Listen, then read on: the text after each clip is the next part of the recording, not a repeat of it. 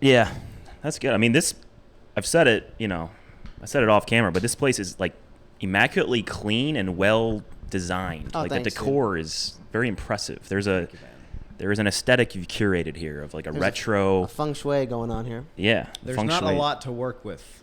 People are always really shocked when they see how clean and put together this place. I think it's unusual for comedians to have like, it's like Jerry Seinfeld and that's it. I can't think of like, because it's like his apartment and the show was always clean. But our mom's house was always clean, like always spotless. Gotcha. And our dad's house, our dad was a slob, mm-hmm. still is, but because it's just that when they divorced, mom always kept her house like spotless clean, and then dad. And we had all brothers, so when we go to dad's, and it was just 4 boys and a dad in a house. It just got sloppy. Right. So we're perfectly in the middle of that. I feel like between like spotless and like kind of still a guy's house. Still looks lived in. Yeah. Yeah, like you said earlier, like the pizza box on the couch and Never appealed to me. Never Doritos liked that. on the thing. Yeah. Eating off of an upside down frisbee for no reason. Yeah. I never liked that. Like fucking guys' apartments. Yeah. They're always shitty. Yeah. And it's like, what are you doing? I think some guys do it almost for like to fulfill that stereotype. You know what I mean? Like I think some people play into it, romanticize the idea of having like not having your shit together, having a messy apartment. Oh, like, dude, my laundry's on the couch, dude. Oh, I'm a renegade. Yeah, I'm so cool. exactly. I'm so I can't even fold my clothes. Dude, check it out. A tower of beer cans touching the floor to the ceiling. Isn't that cool? Sick? Right, Isn't that so sick? Check it out, dude. This whole wall is beer box labels that we fucking hung up. right. On a thing.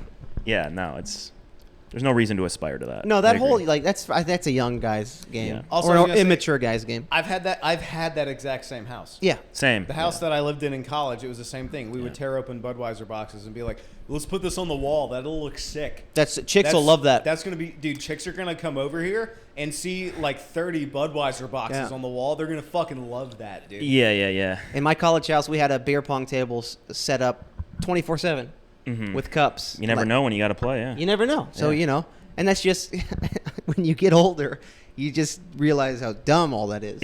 I'm going to trashy one up you right now. One time we didn't have a beer pong table set up, so we took a door off the back of the house, like unscrewed the hinges, and laid it on 2 chairs, and then set the cups up on that. All right, yeah, you win. That's next level. That's pretty fucking trashy, man.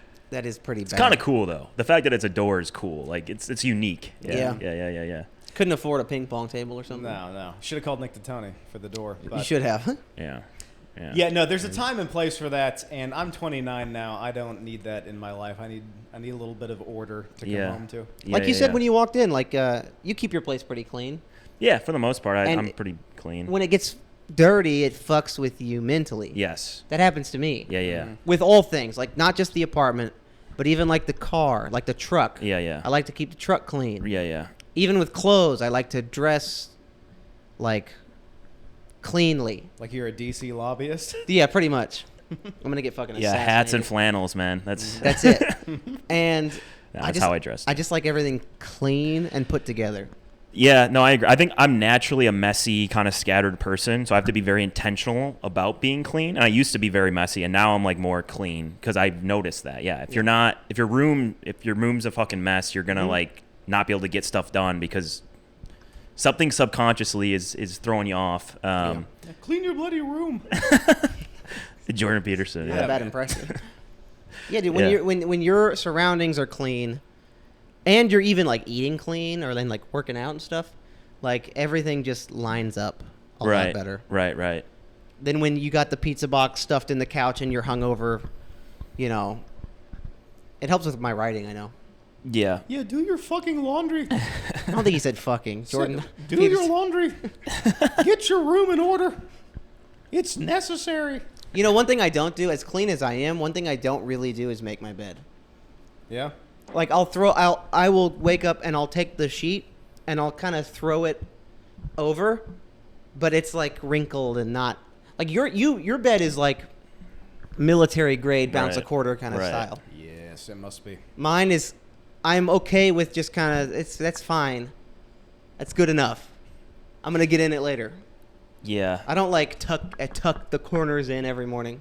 I don't know why. Just the bed never bothered me. That's right. Not everyone's perfect. Yeah. No. Sometimes I'll make it at like weird times. Like I won't make it in the morning, and then like I'll get home and like I'm gonna go to bed in like an hour, and I like make my bed. It's just like in my head, I'm like, oh, I didn't make my bed. And it's like that was I gotta dumb. make it. But yeah. It's like I'm about to jump in it. But other things, like I have to be weirdly like perfect. Like they have to be like this shelf. Like this, everything looks kind of like, oh, I just kind of threw it up there. Everything is perfectly where it has to be. I think there was a measuring tape involved. There was. At some point. This TV is perfectly in the center of the wall. It's a big TV too. It's nice. That was the What first are we thing. working with here? That was the 85, I think. That was the first thing we bought when we moved to LA. Yeah, it's a good purchase. We saved up a bunch of money, and we were like, you know what, dude? Shit apartment. We got to get a big-ass TV. Yeah. That'll save it. It's like when a failing marriage has like a kid to save the marriage. Yeah. Pretty Come much. on, you're our last shot. Let's do it. Please. Buy an 85-inch TV. That'll save it. Keep us together, please. Yeah. Yeah, dude, I don't know. I've always been that way. It makes sense with your guys, like, because you guys are both like writing forward, which I think, like, I kind of feel like I am too, like, tight writing. You're very tight writing. So I think, and that makes sense with the clean thing. Like your guys' writing is tight and sort of orderly, and so like that feeds into the other aspects of your life. I think like someone that's more That's interesting. looser on. I don't know. I'm I'm like psychoanalyzing to a. Oh, that's what we. That's all. That's all we do here. Yeah, That's yeah. All we do here is talk about stand-up comedy. That's why I love Luke Roberts. Oh, yeah. Because he's the complete antithesis of anything I see myself to be. Yeah. Yeah. He is so And he's so much better than any of us. and Yeah. random. Yeah. But And is crushes. and is the funniest fucking guy in LA Yeah, right yeah, now. yeah. He is. He's Luke Roberts is the beer cans, pizza box on the couch, cut like slob kind of guy. You can even see it on stage, but it fucking works. It and does. he's hilarious. Yeah. I mean, yeah.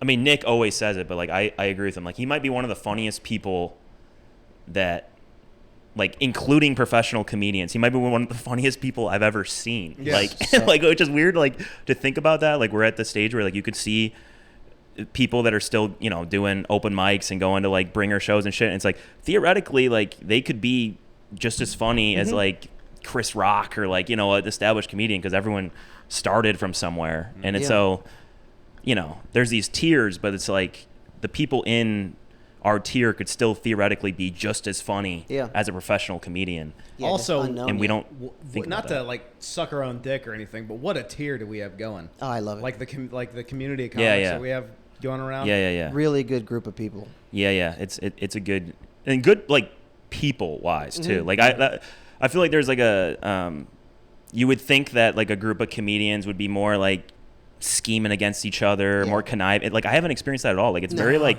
not at supportive and like you know, I'm sure there's pockets with like we only see a segment of the LA like comedy community. I'm sure there is some of that, but like And when you see we don't that, see you it. just avoid it.